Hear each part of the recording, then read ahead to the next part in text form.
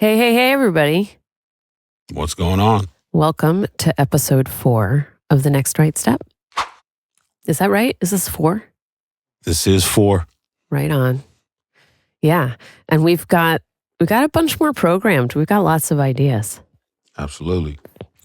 So, hey, I'm Sarah Hanawi, and I am here with my instigator and co-host, Nonstop. AKA NM Lifestyle. Holla. Right on. Okay. And we've also got Ian McKee in the house running the soundboards, as always. And we have a special guest today, like we like to do. His name is Liam Miller. And I bet that's not an unfamiliar name to a lot of people who are listening to this podcast, if there are a lot of people listening to this podcast. And I'm I'm coming in a little frazzled today, as you can probably tell, but like frazzled in a good way. I woke up this morning, I got ready. My friend Matt has been visiting from New York, and he's just a fun person to have around and like a really dear support in my life. So that was really nice. So I was dropping him off this morning, so we had a game of Rummy 500 to finish. Yeah. So we had a date to finish our Rummy 500 game at 7:00 this morning. And then I walked the dogs, and then I brought my daughter to school, and then I drove him to the airport. Wow. And then I got here. So Look I feel like you. I've lived a whole day already. Doing it. And it inspired. Oh no, I'll save this for later. So that'll be my new and good, and then I'll do a new and looking forward to, and then I'll make everybody else do the same thing. There we go. Okay. So that's my new and good, and then new and excited is I'm seeing Lucius tomorrow night at the Warfield in San Francisco. I don't know if anybody knows that band, but they're the soundtrack to a certain aspect of my life over the past couple of years. They've got an album called Will to Woman. Okay. And that You song said tonight. Tomorrow night. Tomorrow night. Okay. The 20th. And I bought these tickets like 6 months ago because I was just like, I am going to go to that show. So I'm super excited about it. And maybe we could put a clip of Will to Woman in the podcast at some point if Ian can fit it in. But that's my new and good, my new and exciting. And I'm going to invite Liam, actually. This is our kind of opening check-in where we go around, do new and good. So one thing in your life, big or small, that's new and good, and one thing you're excited about. New and good. Saturday we played at OPL. Oh. That was really great. We got to open for this phenomenal band, Alex Lucero Band. Shout out Alex Lucero. One of the best bands I've ever seen live, and it was a really great opportunity to go open for them, so it was really cool. And I'm honestly looking forward to Black Friday at Winners. Oh, goodness. That's a big show for us. We do it every year. Eventful. Oh my God, both my kids are going to be here. Oh, that's awesome. I mean, my college student kids. Yeah. Oh, that'd be fun. Yeah, it's a great show. Coach Tribe is going to be there. Tight Squeeze is going to be there.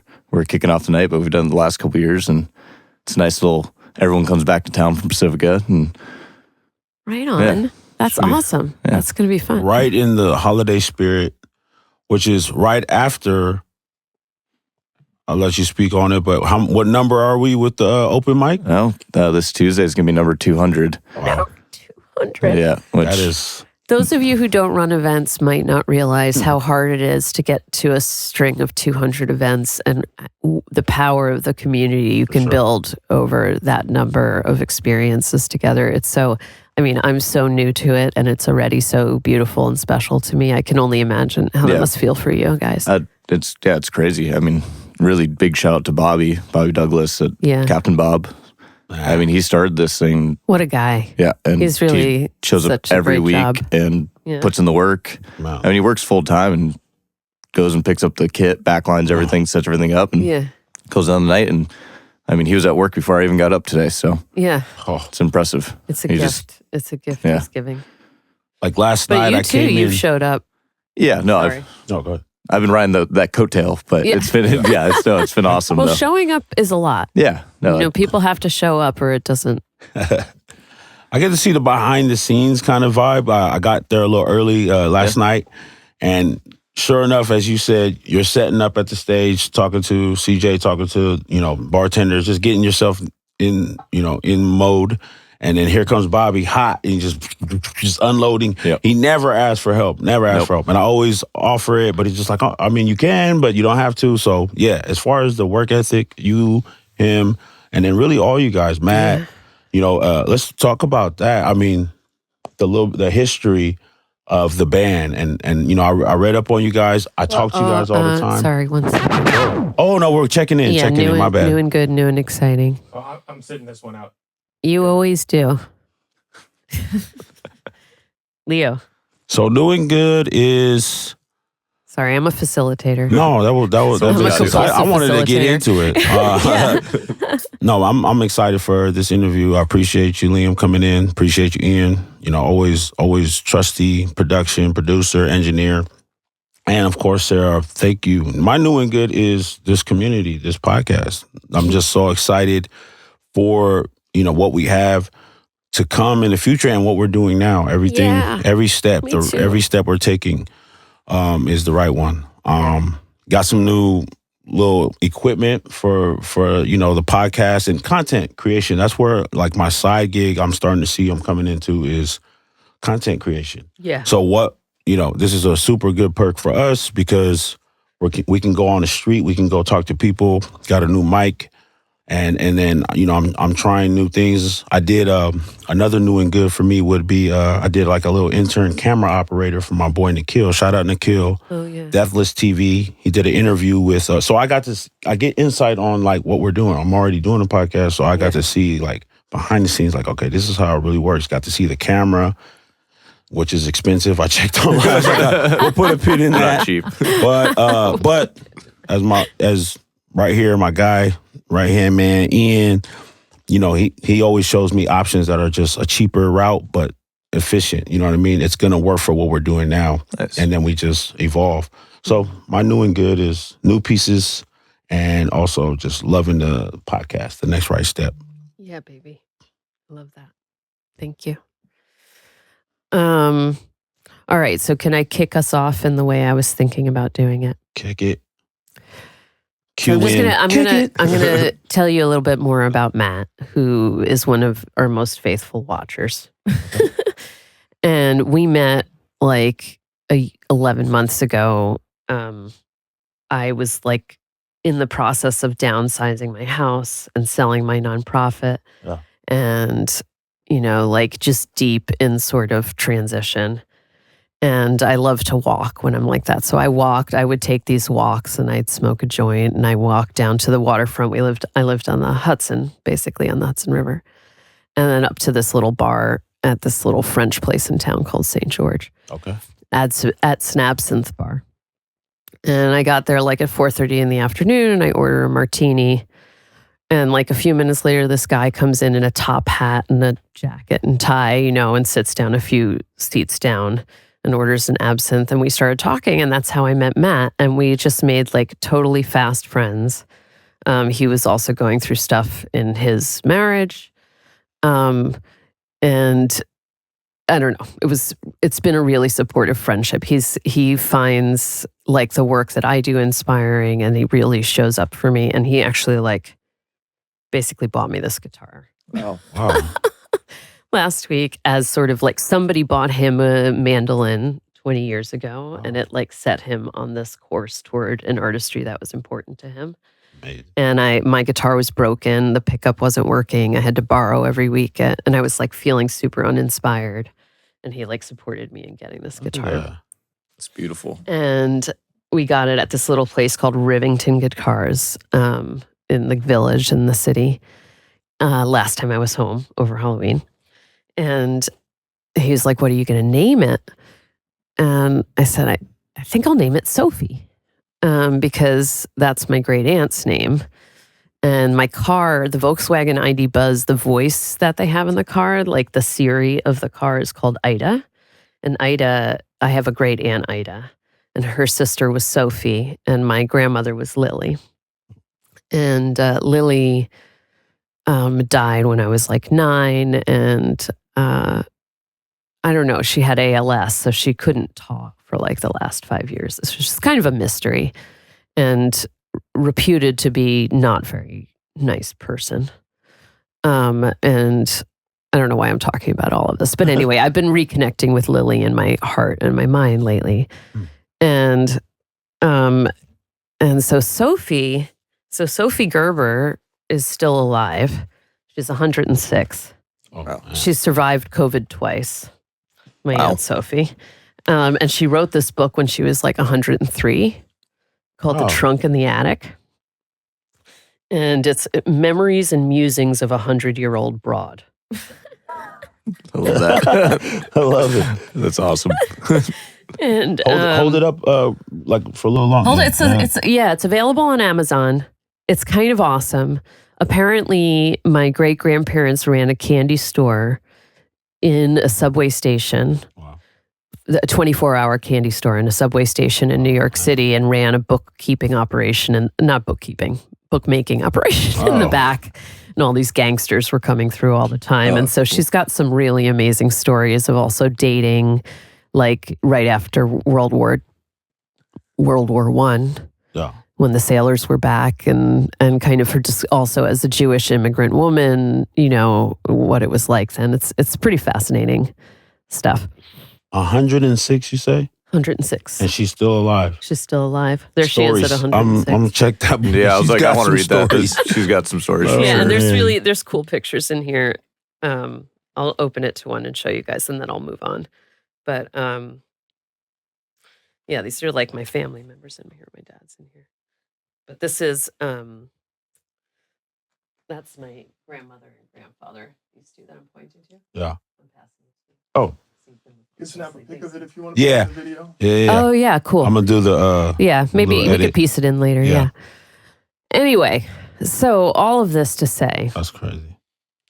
that I've been thinking about muses and the things that inspire us. And like, you know, I think I like to have muses in my life. You know, I don't really it's hard to commit to a lot of things right now, but to have people that you sort of choose as worth investing in and that you care about is so inspiring. And I feel like that's where a lot of my creative inspiration comes from. And so I thought I would just throw out the muse as a topic for today's conversation, and maybe a way to kick it off. Like, Liam, I'm super curious about your muse. Like, what's inspired you?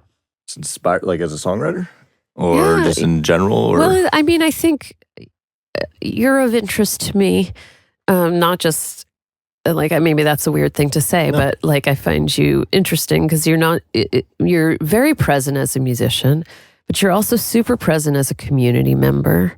Yeah. And you talk about having grown up in Pacifica, and you seem like really grounded for a 29-year-old in today's world. And that's like hard. Shout out the all pre-30s. What? It's all facade. Well, everybody's a facade, but Yeah. I'm just curious about like what sources you've drawn upon. Like, what do you feel like about growing up in Pacifica, or about your family, or like what grounds you? Definitely family for sure. I mean, I have a very close. I have one brother, a niece now, and a sister-in-law, and then my parents. But I mean, I grew up. My mom's side is Scottish, and both my grandparents were from Scotland, and like we did everything together. Yeah. And my they lived at home with us. My pop had Alzheimer's, unfortunately, for about 17 years.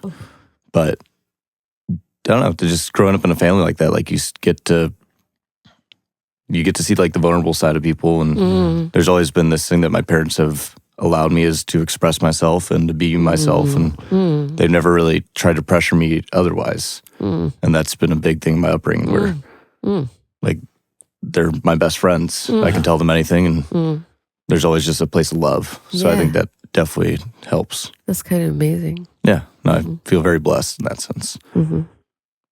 So when did you realize you had a voice to sing with? Yeah. I love that question. I get that a lot. Do you? Yeah.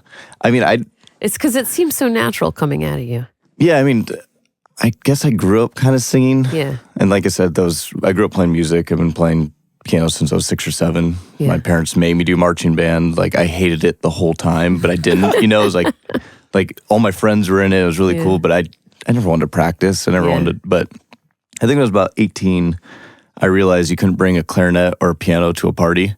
So I was like, I want to learn how to play guitar. That's dope. At least learn a couple Jack Johnson songs. Right, and yeah. maybe I can impress some girls. And it just kind of went from there. Then I think I realized I really enjoyed it when I started writing, that I just started singing every day. Yeah. But it wasn't something like I did when I was younger. I wasn't singing a lot as a kid. I wouldn't play music in front of people. And then I just kind of kept doing it every day, every night. Yeah. It was like my little safe space. So I'd sit in bed. If I was anxious, I'd just play guitar and try and make something happen. Yeah. So what was your creative expression before you discovered guitar and singing? I mean, I was, like I said, I was in marching band. And Did that feel creative? in a sense, I didn't really have a creative expression before I started writing, I wouldn't say. Like, I definitely, when I was younger, like I played sports and did all the normal things, played soccer, and then was like an ultimate frisbee in high school and did track. And but like I said, I didn't really have this outlet, and I didn't find it until I was just starting college. And or you applied it to these other activities. yeah, in a sense, yeah.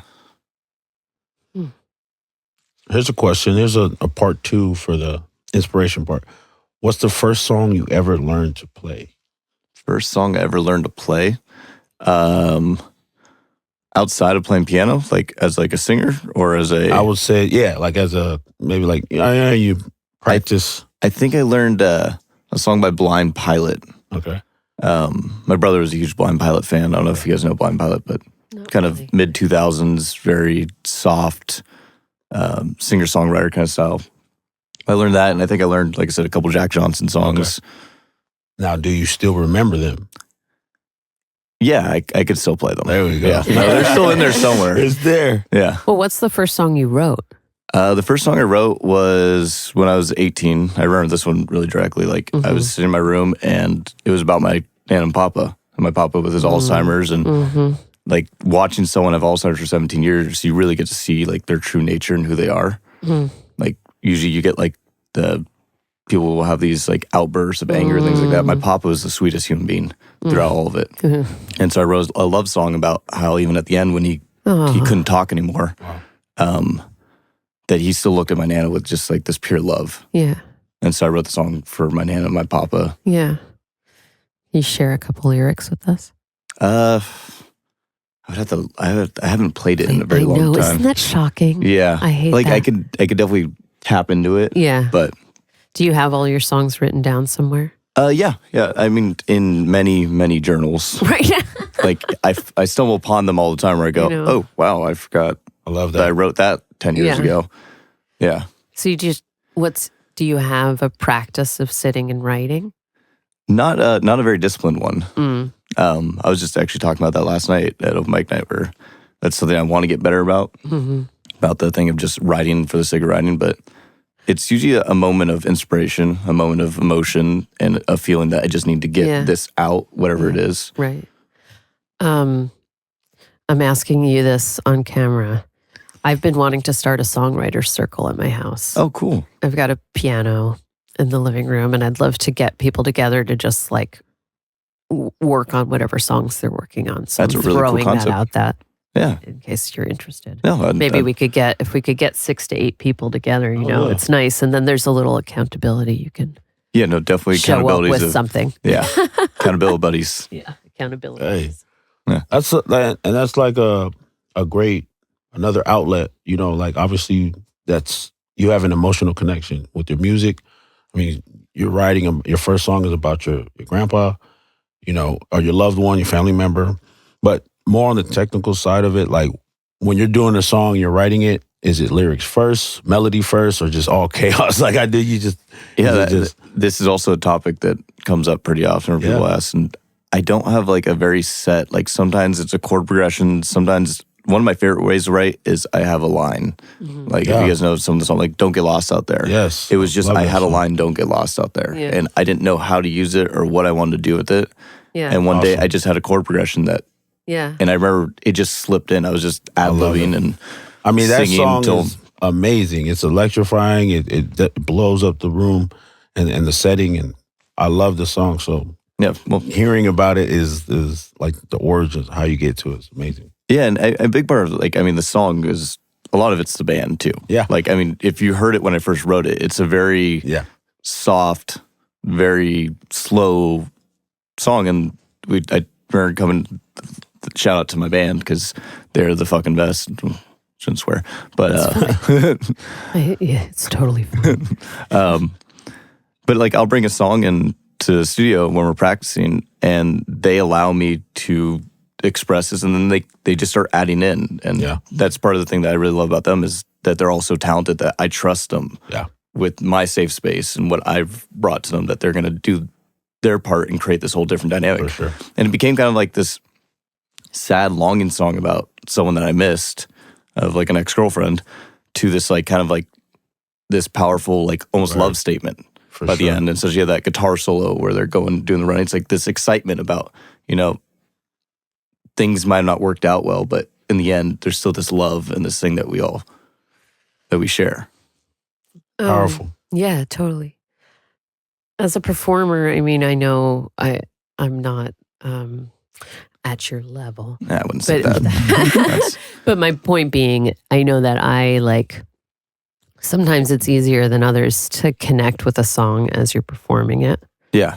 And especially a song like that you've played a lot of times and it's kind of taken on this life beyond. But it has such vulnerable roots, Yeah. you know? So I wonder like what that's like for you. Do you have a way to get yourself back in it or Yeah, I mean, I used to have, I almost feel like an unhealthy habit that I did. Probably, I feel like I've grown from it, but I used to try and always tap myself back into that moment Yeah. and that feeling of longing and heartbreak. And, Right. And then I just realized like I'm singing to someone that's not there instead of singing to the people in front of me. Mm. Oh, I love that. And like, obviously, like it's different, but it's like you said, it's taking on a life of their own and seeing people dance and get all excited and shout the lyrics back at you. Yeah. And it's like, it's not just about me, it's about the people experiencing this Right. right now. And it's really helped me as a songwriter. And it's weirdly humbling to have people Yeah. know what you wrote Yeah. in such a vulnerable space. Totally. Like I wrote it for no one to hear it. I don't write for people to be, Yeah. I don't go Right. down and be like, I want to write a song that people like. Yeah. I'm always shocked when people like it. Yeah. I'm like, oh, you guys actually enjoyed that? That was a terrible song, but that's cool. No, I haven't heard a song that I don't like from you and your band, and Just wait. just give it some time. Give me some time. I can do it. Someday. It's in there.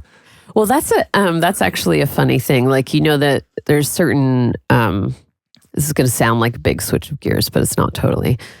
There are some companies, you know, when you're getting your performance review, if you haven't fucked up on a couple of things, like you're kind of in trouble because you haven't tried hard enough Yep. and you haven't risked hard enough. Yeah.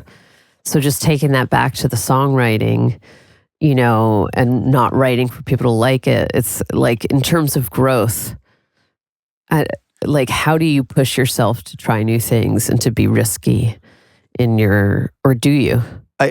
Or does it just always feel risky? It always feels risky. Every time, like, I remember the first time we played it, I'm like, God, people are gonna hate this song. Like every Yeah. time I bring a new song and we do it, like I'm like, Yeah.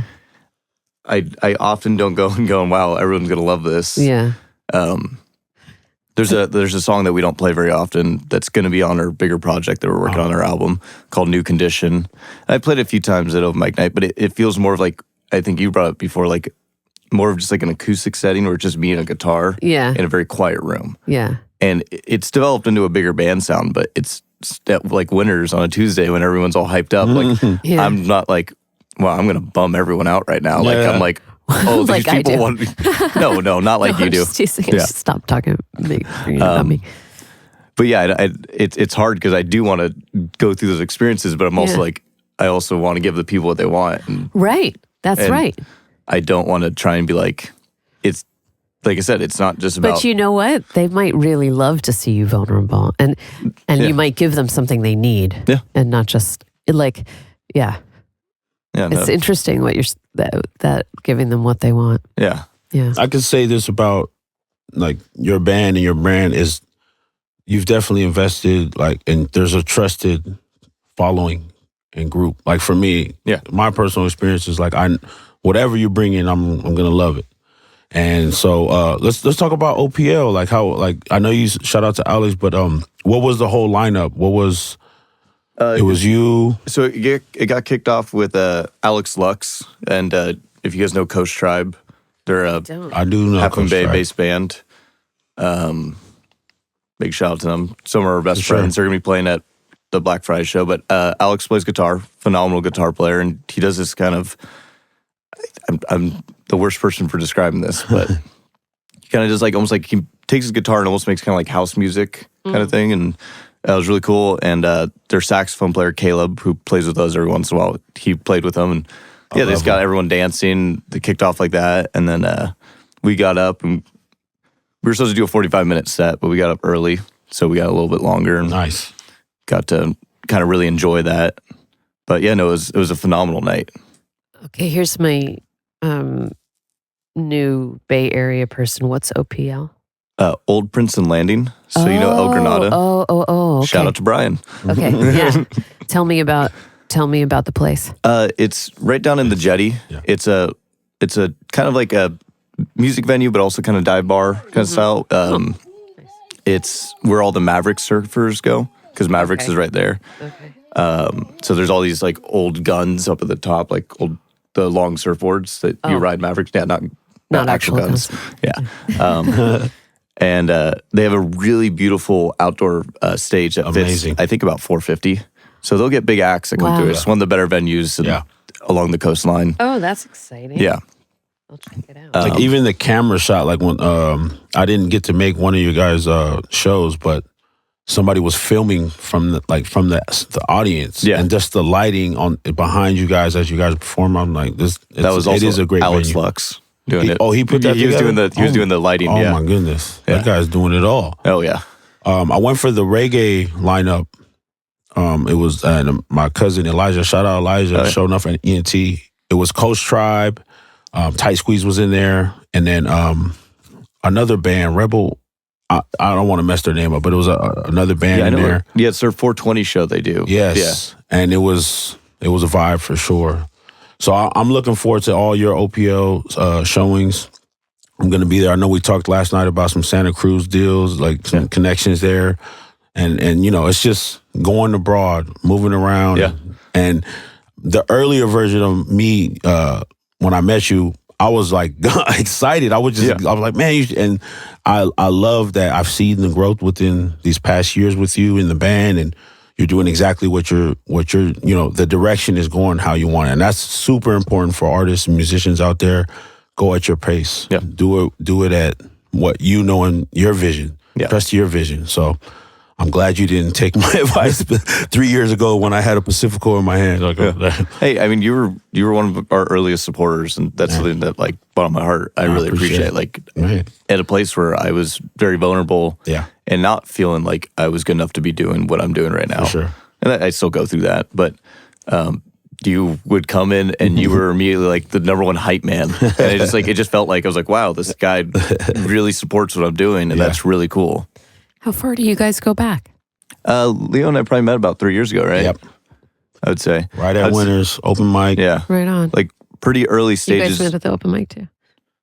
Did You guys met at the open mic. Yeah, that was like it's you know, we talked to start. That's where I got kind of my Pacifica feet. You know what I mean? Because I worked at longboard, so it was kind of a different feel. Yeah.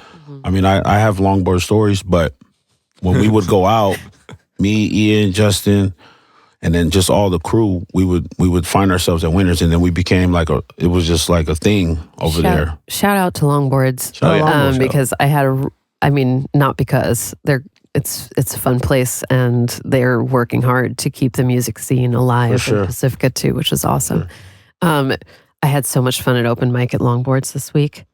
They've got a really great house band. We have so much fun. This guy Russ is on drums. John leads it, and it's really it's like they're such nice compliments to each other. They're totally different experiences. The Winters open mic. And, Oh yeah, John's a great guitar player too. He's great. He can play. He got me, and he like can get me on stage to do things I wouldn't do in any other environment. Like I got on and sang "Ramble On." Really? Oh, that's this awesome. week. I mean, that man has some energy. I'm impressed every time he's on stage. I'm like, how? He's really. It's fun. It's very playful there. Super horrible with names, but do you remember the karaoke host? Is it Hank? Remember he had the long hair? Oh, like he was super cool. But shout out him, and I think and shout out to my sis. I believe she's still doing it. She's running the karaoke. Oh yeah. Mia. Mia. I brought her over to Winners for just open mic. I was like, just pick 3 songs you want to do. Yeah. I don't know if you know Pietro, the drummer. Pietro. That's a good friend of Ian's, but I met through Ian, and he also goes there. He does like a reggae. I'm gonna mess. That's Pete who drums for Yeah. Oh yeah. Okay, Oh my bad. Yeah. His Sicilian name is Pietro, but he I asked him to drum, told Mia to come through, and I was just like, Winners that's my spot. Come through the open mic, and they did it, and they kicked it. It was a really good show. So so that's our history with Liam. Yeah, I will say this, like when I met Liam and I was like so excited for the band, the excitement is still there. Like I'm still super excited for you. And what for me is like now I'm coming into my own of like, okay, I have a lane where I can sit back and appreciate you guys, but I can also add pieces of like the production part of it. So I'm there. I'm gonna be there for the tour, for the for anything available. I wasn't going to bring it up, but I had a rookie moment last night. I had the microphone ready to go, question and answer. I mean, I had notes, everything. And then I turned on the mic and I'm like, the battery's dead. And then everybody was like, what? And then I get home. I was like, where's Leo with the interview? I was waiting for the surprise popping like, oh, here I go. I'm glad it happened. It'll be there when you least expect it. The universe. Next Tuesday, I'm expecting it. Because I need my partner in crime. It'll be a lot easier if we're doing it together. For sure. So that was, I think the universe saying it was a sign to just wait. But I get home that same night and I'm like, oh, you just got to hold it longer. So we're learning here. I'm a rookie. Hey, that's how it goes, all right. I'm a rookie, but we're going to get it all going. Rookies in the game of life. But be prepared. When I'm going to come to everybody, I'm just going to hop up in front of you and ask some questions or just talk about everything. I'm ready to go. For sure. So, yeah. And like one thing I'm super curious to ask about when we're out in the field like that is our whole kind of Pacifica forward thinking. Yeah.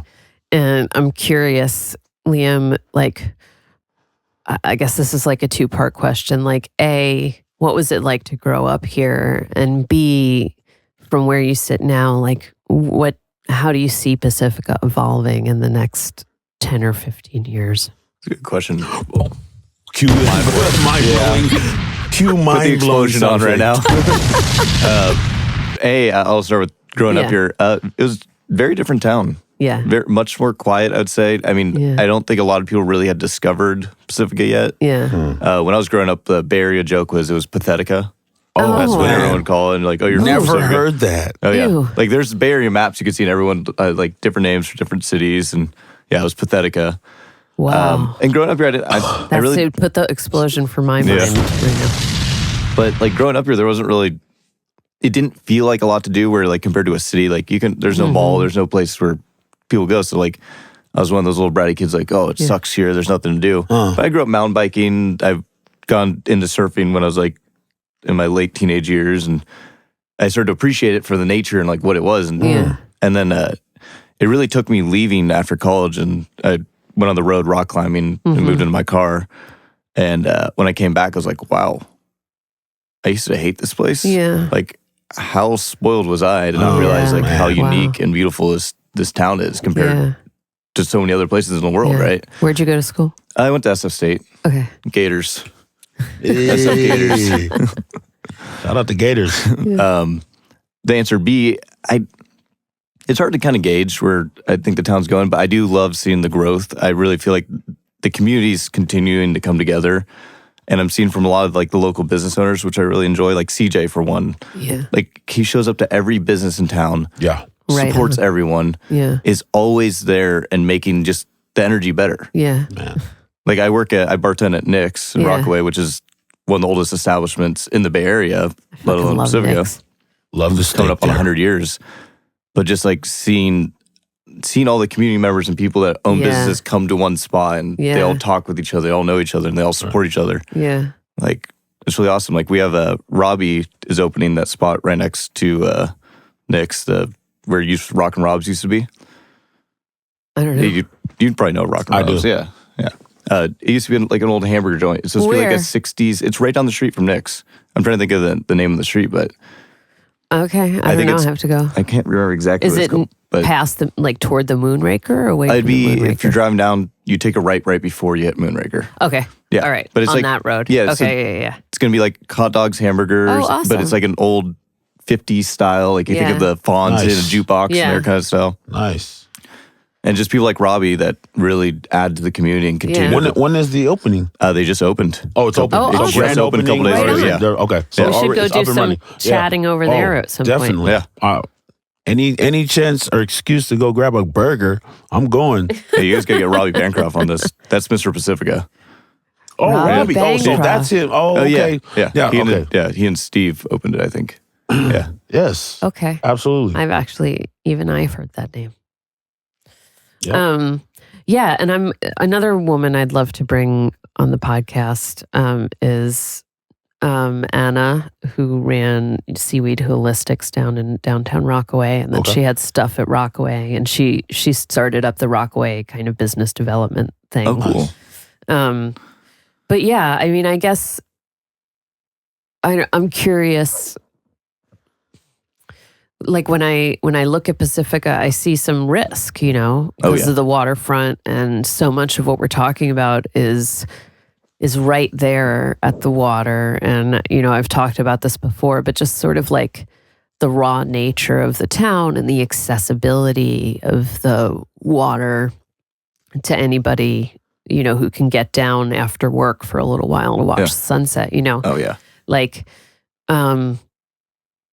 so there is all this energy and there's all this positivity, and like, you know, here on the Next Right Step, we're always trying to think about like, how do we harness that to give this town its next best chance, you know, or like make it into what it can be rather than just let it get washed away, Oh, yeah. you know, Yeah. because we're just enjoying it and we're not protecting it, you know. So Yeah. like, I'm curious, what do you see as the risks and opportunities, and like what might you think of as a next step that we could do that would be Protect the town. be in Pacifica's best interests? I mean, if we're talking about the water rising, I mean, that's one thing you can't beat Mother Nature on that one. Right. There's some great photos at Nick's of when they first opened, when Yeah. it was just like in 1927, and the beach is so much further down. And obviously there's a Yeah. lot of things that go into it, not just climate change, but like how there's about 100 yards of beach. Wow. And now it's right up against, I always tell people Yeah. at the bars, like, we'll still be here as long as the ocean doesn't take us first. Gonna go down like the Titanic holding Right. onto the bar. Yeah, I know the Coastal Commission's always trying to find ways to protect, but I mean, I just don't think that's something we could ever beat. It just, as development happens here, you got to plan that's going to be part of what's Right. going forward. Is the sea levels are rising, and they're going to eventually Right. push into, like, I always think about Linamar. So do we? Yeah. Sorry. I was going to say Linamar's going to flood anytime there's a big storm that comes through, like in the future, like that's below sea level. Yes. Once it gets past that wall, that's just going to all come down. Yeah. So, I mean, I didn't study anything like that. I'm not Yeah. professional No. in that, so I have No. I'm just But you, curious. you live here yeah. and you You see live it. here, like yeah. Yeah, it's something I think about every once in a while, and just Well, I guess I mean, like, do we as a community rehome Nick's and Winters and like I say go down like the Titanic. just let it Just go? let it- Just if it- let it all when- go and when- see what happens. What happens, and that Yeah. Uh-huh. it's like I mean, Yeah. you guys know like the what's it called? All the ivy that, or not ivy. Can't think of the name right now, but all the plants they put on along the ocean front, right? The Spaniards put it there to try and make the ground more stable, and they made it less stable. Right. Right. It's these things of you're playing with fire. Yeah. Building houses on the cliff is not going to last forever. sure. Yeah. It's beautiful and it's gorgeous, but And it's fleeting, like it's everything fleeting. else. Yeah. And I'm as inland as it can be. As much as I appreciate what I do, I really do, but I don't mess around with it. You know what I mean? Because I've seen, my girl and kids live in Manor, and if you're just going down that part of the coast, it's scary. And, But that's not even the most dangerous parts. Like, you go more towards the pier, then it's like, okay. Oh, yeah. Like these houses, you know what I mean? Yeah, they're not going to be there forever. And so, Yeah. but like you said, aesthetically, that's the most desirable thing to do is to live on the beach. Yeah. And I've had friends that I'll go to their house and I'm just like, you wake up to the waves. You know what I mean? That's so amazing. But on that note, as far as like not tropical, but like beach and nature, my mom, happy birthday. Today's her birthday. Happy birthday, Mom. It just Mom. came to me. I was like, what is this? Because We have to sing to her. we do. So, happy heavenly birthday, Mom. Love you. And, I think she's really proud of where I'm at and where my siblings are and my family. And I just love the energy that you get, Liam, honestly, I can honestly attribute to my mom, like for sure. Like she was the fun-loving hippie. Pass that joint. I'm gonna hit this joint for my mom. Not like that. I was aggressive, but fit check. Also fit check. I respect that. But fit check. I love these boots. And then also, you guys see it. Liam Miller Band got the merch. He's super big on he's just got it on hand. But I want you guys to take a look at this shirt, man. Obviously, I got to plug my boy.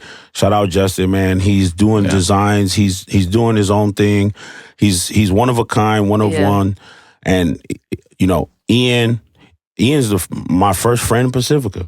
Oh, well. Yeah. That's cool. We hooked up when he was a teenager, and I tell the story all the time, but this is where I made my first music, and then I thought I was a manager. I managed the whole music group, 6 Billion. Shout out 6 Billy. But we've evolved. We've all grown into something. We're all doing our own thing, and that's what I love. Is I'm gonna support you because you're my friend, but I love your music. I love what you're doing. I love what your band's doing, and like I said, my mom would be proud. I think that's what the energy she brought was. She was a caterer. She made food like. You can't beat that. Like you're gonna get invited to all the parties. Oh yeah. But she also, she had her own struggles. You know what I mean? And I can only see it now as an adult. Like what was her stress factors? I can only imagine. I guess. So, but here we are. You know what I mean? I'm smoking a joint. Happy birthday! Tell us about your mom. Tell us like a birthday you remember celebrating with your mom. So. My childhood, some of it is blotchy, and then I can, it's like trauma, but some of it is like a lot of it. For me, my most memorable moments were hers on the road because we moved to Sacramento when I was little, and then from there, she would drive and commute to work to the city. So she would. It was I don't know if I was her favorite, but like I remember so many trips where I like to think so. Only I would be. I know for a fact that like my sister, she tells me so many stories that I'm like, wait a minute, where the hell was I at? Why didn't I go? But I do remember going on the road with her a lot and commuting here, and then she worked at Pier 23, and I'd just be this little kid going to the bar. They'd fill me up a whole thing, fill up a glass full of Coke and put like 10 cherries on there and wind me up, and I'm gone. So that like the social part of me, I grew up at a bar. Should really just crank up the energy there. And every once in a while, she'd just come in, hey, what are you doing? I'm like, I'm talking to your friends. Like, I'm just sitting there with this little ass kid. What do you want me to do? You brought me here. What am I supposed to do? So that's and then another thing, I don't know what it was, but she brought me and my sister, dressed us all up in like this Polynesian outfit, and we did a full-on performance in front of the whole bar, all 10 of them. And we're just like, do the hookie loud, wear your hookie. And I was just, so she was that was like, I would have liked to say that was her proudest moment. Like, she dressed us up, got us to do a performance. My brothers was like, no. Yeah. They were old enough to reject that as it. A mom. Yeah. But Yeah, you didn't have a choice. shout out my mom. She definitely brings out the creative side of me. And just wanted to celebrate her, and and it's definitely very fitting. I love that we got you here on on the podcast, Liam. And really quickly, just for a segue, as we're talking about Pacifica, I would say a good question that I want to ask is what do you think makes the Pacifica music scene special compared to other places? I would say there's a really unique sense of community, and Yes. once again, a shout out to Bobby. I think, man. I think it really And CJ. all started in CJ for allowing us to have that platform. I mean, CJ and Corinne are the best, For sure. but Bobby took something that was already existed. There used to be an open mic night there, right? Yeah. And when I moved back to Pacifica about 4 years ago, and he had just restarted, it was like post pandemic, or just right in the back end of it. It was a quiet night. Yeah. It was pretty slow, and Bobby would play music all night. I'd play as much as I wanted to. I got up on stage, so you know it was a quiet night. Yeah, there's maybe God. 4 or 5 people playing music. Oh, my goodness. And it was Julian and Matt and Yeah. all of our high school friends were there, right? But I've watched it slowly grow into man. this thing of people come together and Yeah. support each other and support each other's Yeah. music. And I mean, I made so many friends through that Yes. Yeah. that I would have not made before, right? And I started doing, when Peter Point Brewery was still open, I would do a acoustic night on Mondays. Yeah. That was more of that intimate thing that you've talked about. And we used to call it Sad Song Mondays. Because only songs I know are... That's what I need. the only A songs sad I... song open yeah, mic. Yeah. That's all I know how to play. I just didn't have a backing Not every slow band. and quiet song is sad. Most that I play are. So, that yeah. you play, okay. Yeah. But we were doing that on Mondays, and you could just, I don't know, it's built into this thing that everyone, if you play music and you want to share it, there's a great platform. Like you said, Yeah. Longboard is doing their own now too. Yeah. It's really cool. And Yeah, I really want you to play us a couple songs, but I want to just say one thing before I say that. So I ran an open mic in New York Yeah. for about 14 Yeah. years, and it's true. Sometimes we'd be open and there'd be 6 people in the room. yeah, One time, Matt is the only person who came. It was me and my daughter and Yeah. Matt.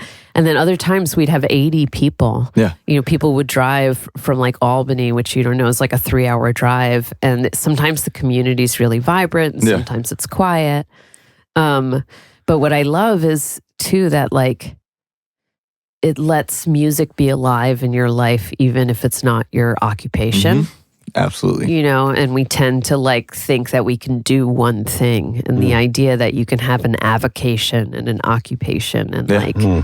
you're carrying these 2 pieces of yourself forward, and it lets people who are only a little bit a musician. Yeah. Do you know what I Yeah. mean? Yeah. I love how it helps people show up there. So I would love it if you'd play us a couple of songs that you don't feel like you feel comfortable playing at the open mic. 1 or 2. Yeah, I mean, Let's do it. I don't know Is that how it's going okay? to pick up through the mic. I'm though, but- gonna bring this mic over there. That mic's cool. Is that okay? Or we okay. could just plug it in. Can we plug it in? No, we don't need to. I think Oh, it's, sorry. I should have told you that ahead of time. And while you getting set up, grab that. But you I could just wanna, mic it.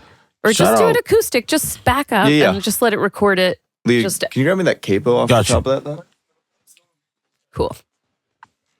You What don't is have it? to play my guitar either, but I'd be psyched. While he's getting set up, I just want Play to Sophie. talk about Sophie would love to have your hands on her. She talks in the book about her inappropriate ogling of young men. talk about the evolution of the open mic. You said so. You got Get a tuner.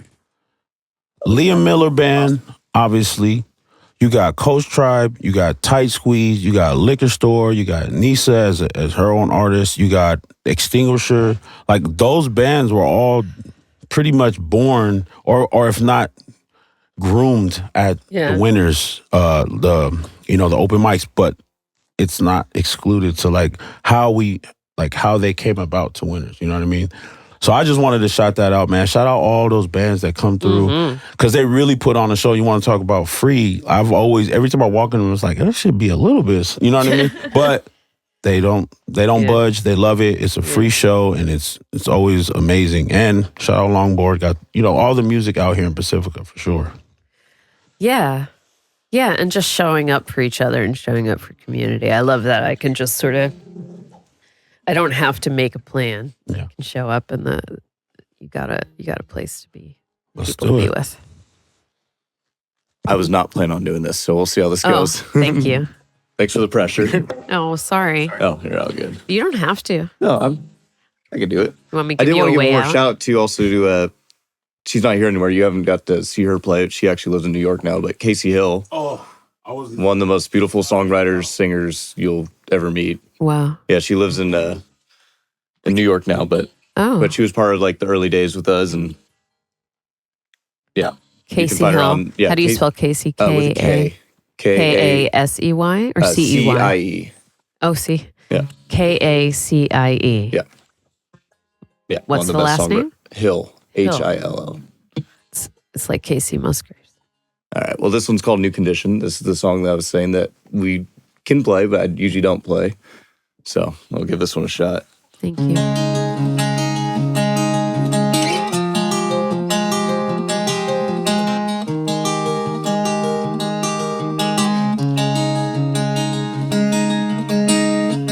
Summer's gone again. Thought I could use a friend.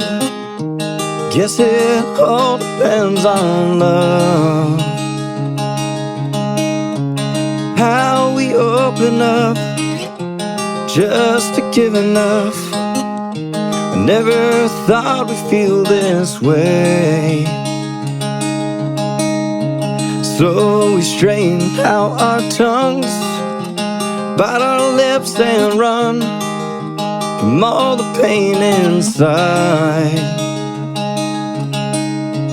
Now we're left here on a shelf to hope for someone else to go dust off our pride.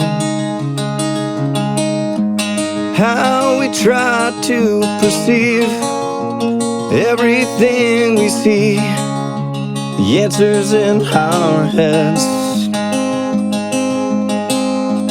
How we try to distract the hurt of the past, to follow you everywhere.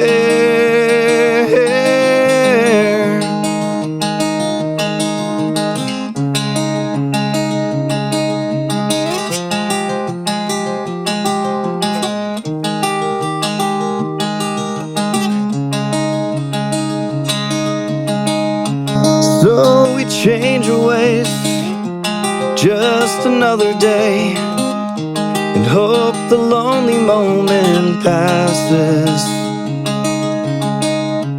Left to be alone, we built a shattered home. The bloodied walls will tell their stories. Now the spring has melted the snow. I pack my bags to go and find a new condition. Now the wind, it blows the trees, the flowers and the leaves fall a new direction. How we try to perceive everything we see, the answers in our heads. How we try to distract the hurt of the past, to follow you everywhere.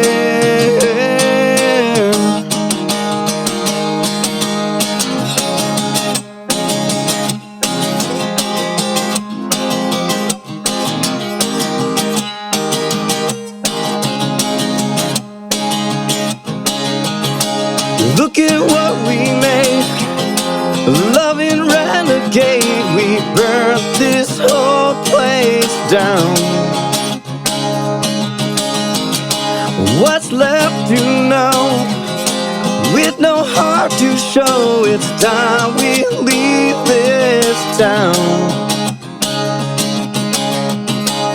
In another life, we won't have to fight and heal those wounds we made.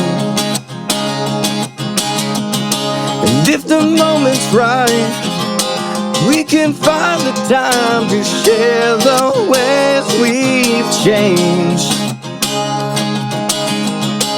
Whoa, no. Whoa,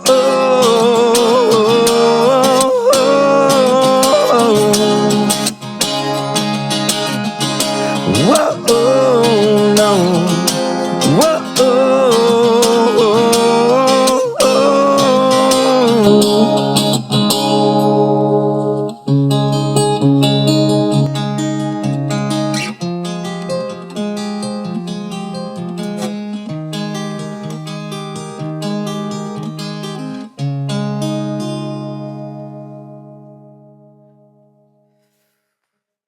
Well, that got out of tune. Wow, man. Sure did. That was beautiful. Damn. Nice arrangement. Very Thank you. dynamic. So beautiful. Thank you. Yeah. Somebody set the bar high. That was our first ever The Next Right Step Live musical performance live. And let me tell you what, I closed my eyes Yeah. and I was on the journey. Yeah. You took us there, brother. Appreciate that. Thank you. I couldn't stop myself from harmonizing. No, you're down. I could hear you in the back. I was loving it. Yeah. She almost, I was like, but I was like, no, let me keep it in. No. Keep it in. Let it out, man. No, that was dope. Because you could turn off our mics always, right? When we publicize it, you could always turn off me and Leo. And just as long as you can capture his. I love. No, do it. We're just gonna turn you down. I'm gonna turn your sound really quick and just turn you all the way down. No, that was dope. What's the name of that song? That's called New Condition. Oh, Yeah. I wrote that probably about a little more than 6 months ago. It's pretty new. Yeah, fairly new. Maybe a little bit longer than that. But time really flies fast these days. Sure. It is. But yeah, it's one of the songs that like we played as a band. It's going to be on the album when we finish that. But it's That's got so much energy, though. yeah, It really does. I heard. it only it feels right in the right situations, you know. I do. Like it's not one of those ones I just go up like, oh, I'm going to play that today. It's like the one I want to feel like I want to sing the that room song. has to be receptive. Yeah. Yeah. Like a lot of Right, times- they have to be ready to go there. Yeah. They're not just there to talk to their friends. They have to be like invested in the music. Yeah, and Yeah. I have to want to actually sing a song like that too, you know. Yeah. Let me tell you, it's beautiful. This was a good setting as it can be. Oh, yeah. it's No, just this us four. Yeah, no, and you got there. That's why I chose to play that one. That was dope. yeah. Really beautiful. So I encourage the followers, get in the mood, get there. Yeah. We're gonna play that song. Right New on. Condition, man. I appreciate that. Appreciate that. Right. But before we got on, we were talking about headphones, and I was like, "Oh yeah, it really brings you in the room." And Liam's like, "I'm there. I'm present no matter what." I love that you said that. Yeah. And like I can tell that's how you are. You are present. Like you're so connected. Your eyes are right there. For sure. And it sounds like maybe that had something to do with your upbringing and how to like. Does that affect your songwriting? Yeah, I think so. Do you invite things from your environment a lot? Yeah, for sure. Yeah. Like I tap into feelings that I always try to explain. Like, I don't know, even if I like when I wrote that song, my parents were like, "Oh, that's about your ex-girlfriend," right? I'm like, kind of. It's about that feeling and like knowing that feeling, but sometimes I don't know. It's being present in the past and in where you are. Well, it's like decontextualizing. Yeah. It's taking that feeling, which is universal, which kind of comes and goes in different aspects of your life, and making sense of how it travels through these different. For sure, yeah. That's The beautiful. thing I love about like creativity and what I'm hearing from you, Liam, is like you can pull from a tangible situation but let and allow the music to go wherever it wants to go. You know what I mean? Yeah. So it started here, but we've evolved. Like that, don't get lost out there. I can totally see that it was a song maybe towards an ex or towards somebody, a loved one. Yeah. But the message itself is like, universal, like to the world. Don't get lost out there. I was out, it's a healing song, Yeah. So that's so dope. Cue crickets. Cue crickets. No, that was an intentional moment of silence. I appreciate that. And I don't know. I'm inviting another song if you'd like to share one. Yeah, I think it's a song that you guys have definitely heard. It's one of my favorites that I ever wrote. I wrote it when I was down in Joshua Tree about 2 years ago. I used, like I said before, I used to live out of my car and dirtbag rock climbing, right? So like my first season down in Joshua Tree, I was there for about 3 months living in the park. Sorry, national parks. You were supposed to know about that. But I made some of my best friends that I still talk to every day. Like, I don't see them. One of my buddies just moved to Tennessee, my buddy Riley, and he bought some property, and I flew out and saw him, and I hadn't seen him in a year, but I talked to him a couple times a week. Yeah. And it's almost been 4 years since we met. But like those people, there's something special about waking up in this place where you have no family that's with you. Your tragedies and loss, you have to share with the people around you, and they become your family. Yeah. And 2 years ago, right before I started working at Nick's, I went down with some of my friends from Pacifica, and then I met up with some of my buddies from the road. And I was sitting there and just kind of reflecting on just this lost time that I had being there and missing it, but also being happy about it. And I wrote a song called Damn Near Time. And it's kind of like a love song, but it's like to someone, but also, like I said, goes out. And like I said, the way I wrote it was much sadder, and I'm going to play that way. Nice.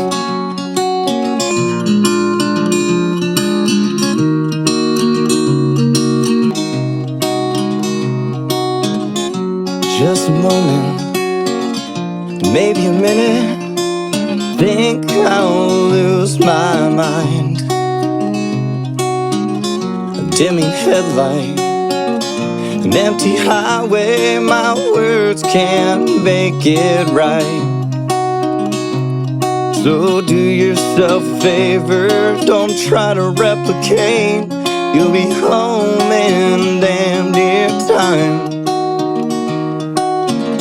Sunday morning, coffee's boiling with you laying by my side.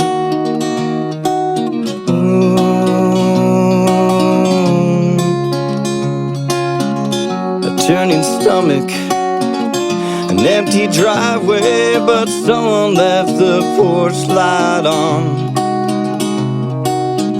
A shattered picture, 1,000 memories, I think I took it way too far. So do yourself a favor, don't try to replicate. You'll be home in damn near time. Sunday morning, the coffee's boiling with you laying by my side.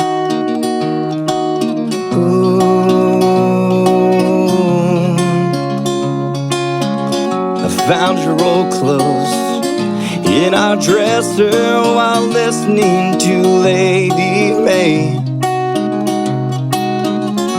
Such a long road, don't we all know, to make yourself forget the pain.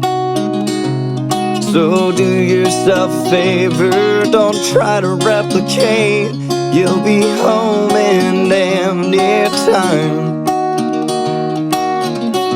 Sunday morning, the coffee's boiling with you laying by my side.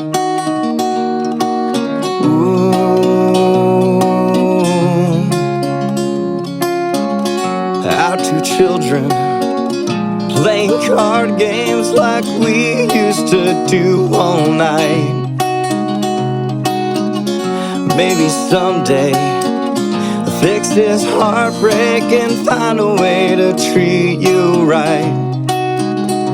So I'll do myself a favor, I won't try to replicate. I'll be home in damn near time. Sunday morning, the coffee's boiling with you laying by my side. So do yourself a favor, don't try to replicate. You'll be home in damn near time. Sunday morning, the coffee's boiling with you laying by my side.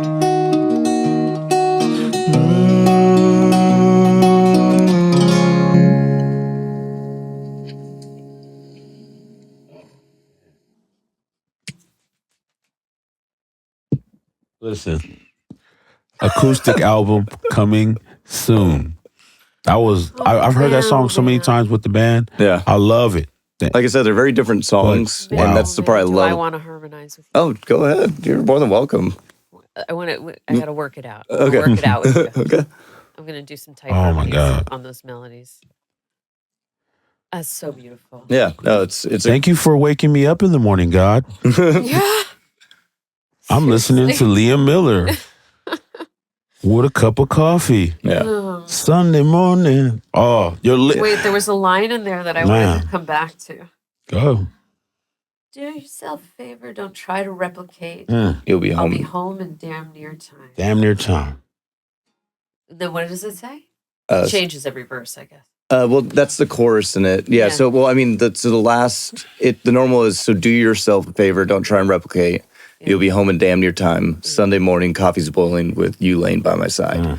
Yeah. And then in the last verse, because I finished the last verse, I say, our two children. And I mean, that was directly for a past love that I had. Yeah. And we used to play cards a lot when we were together, Yeah. right? And it's just like, Oh yeah, it was the cards. yeah, the future that we could have had Yeah. together, like picturing that and being like our two children playing card games like we used to Yeah. do all night. Yeah. But yeah, then I changed it to I'll be home in damn near time. It's me at the Yeah. very end telling myself, I'm going to be It'll okay. Man. Yeah. Yeah, that future's there for you. Yeah. So, yeah. Yeah. Storyteller.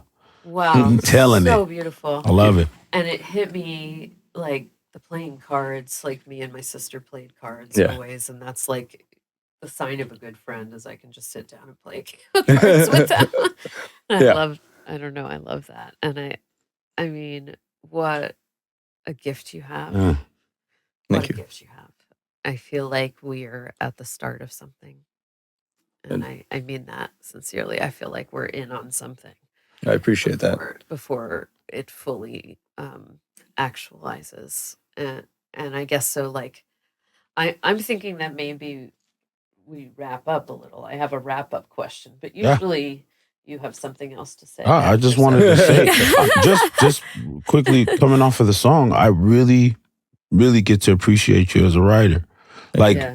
you guys bring the energy and vibe. The band, it's so good. But and then I'm already excited and hyped for the band, and I love your guys' tandem. Everything, like, you guys work so well. The chemistry is amazing. I just love that. We're just all best friends Like, playing yeah, music. you together, guys are so just shooting the breeze, and then boom, you see you guys lock in. But I wanted to say, like, sitting right here, feet away from you, and literally the words are just ingrained in my mind, and I love that song because I heard it first on stage. Yeah. So now I'm navigating really through these words, and like, I have like this kind of sixth sense to where I feel where you're writing. Like, I could feel, like, I can see you, like, damn, that came in. You know what I mean? Yeah. That's because I'm a very I'm a lyrical guy. You know what Yeah. I mean? So and being able to hear that, it just inspires me to write again. You know what I mean? And so Totally. that was Gotta dope. write every day, Right like we were That saying. was dope. Accountability buddies. And Yeah, you totally. see the Start therapeutic. applying it to you guys too. I'm down. Yeah, that's so cool. So then, and that opens up to promote more of the workshop thing that we got going, because I know that you said bring an instrument, Tickled. Yeah. but it's I gonna haven't be. I know it's gonna be so much more. You could tell. You could just tell. What? It's just gonna keep going. Tickled It's gonna keep Homestead, growing. Yeah, our events. it's gonna keep Yeah. just getting bigger. So It I is. love that. Right. Yes. More to come. Rapperoonie. More to come. And maybe the next thing is, like, I've been saying this. I want your opinion on this, actually, real quick, just on the Tickled front. Mhm. I've been wanting to start like a salon series. Mm-hmm. And You like mentioned that, maybe yeah. it's like every Thursday night and it's a songwriter's salon, or it's like psychedelic salon, or it's like sewing salon, or mahjong or whatever. Mahjong salon, I like that. But I was telling my friend Nico about this. Nico. Yeah. And he was like, "Oh wait, so like you're not doing each other's hair?" That was my thought too. I was like, I'm going bald, like, so I can't be there. I guarantee you, some people are going to think this is about hair. I was thinking, he's like, you should just call it a women's circle. And I was like, yeah, I mean, but it's so much cooler than a women's circle. It's like Dorothy Parker in 1920s New York with the red lamps and the cigarettes and holders, and you're sitting around talking about things and playing mahjong. That's the vibe. So I guess I'm sourcing what is a good branding approach for that, and just out to the public. That's thinking about that. If you hear something, like somebody wrote me the other day and said they wanted to do like a poetry reading night or something. So if you have ideas for the Tickled Salon that you'd like to co-organize or see manifest, like reach out to me on Instagram at Portraits of Self-Care. Just off the back, I appreciate, this is what you have to understand about Sarah is, in order for you to have options to say, let's give this, you got to put that time, because it's like, man, she's really open to like, because what I think is you're going to try this, you're going to try this, and you're just going to keep going until something just... Me? Yeah. That's the plan. That's my business plan approach. It's called, I forgot what it's called. It's iterative. It's evolving, because I really think that any plan right now is brittle. All you can be is values-based in the present moment and take the next right fucking step, because that's all we can do. We can just be present and notice who we are, where we are, what the needs in our environment is, and where other people are, and show the fuck up. That's what I'm here to do. Love it. Love it. So, wrapping, what's the next right step for Liam Miller? For me, it's just staying true. I mean, I just keep doing what we've been doing and keep doing what I've been doing. And I don't know. I often think about like where people are, like you said, and Leo's told me for years, he's like, oh, you're going to blow up and all those things and the next thing. And I think just enjoying what you're doing, that's like the thing for me is like, I've always said when I came back here and decided not to climb anymore and keep playing music, was that I can play in front of one person, I can play in front of no one, but as long as I'm playing, that's what I want to do. And I know that's just something I want to do with my life. And I don't need it to be anything greater. And if good things come of it, that's amazing. If not, I'm still doing something that I love. And I'm lucky enough to get to share that with people. Can I reflect back on that? Good things are already happening, man. Yeah. And, who knows where it's going to go. And when I said that, I guess I mean, I see you becoming, it's so beautiful how you're putting yourself out through your music and connecting to the world. And maybe it'll bring you to one person, which will bring you to a different adventure, and music will fall back and something else will lead, I can tell you're on a good path from where I sit. Thank you. And to that, tying in when like we spoke, Liam, like you're in control of the pace, but you want to be there.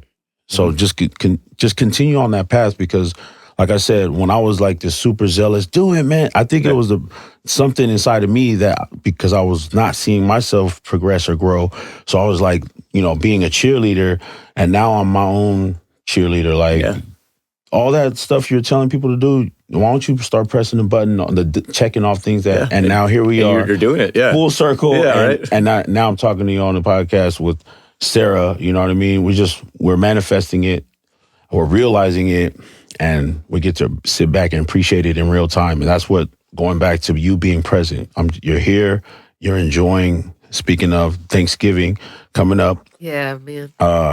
We got the open mic, 200th open mic with Bobby and Liam and the crew.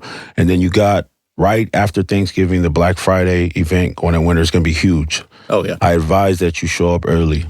Yeah. Man, I am so grateful for this community. I'm super grateful to you, Liam, for showing up today. Thank you. Thank you for having me. And Leo, for instigating all this deliciousness, and Ian for backing us up. Yeah. And I think that's it. That's it.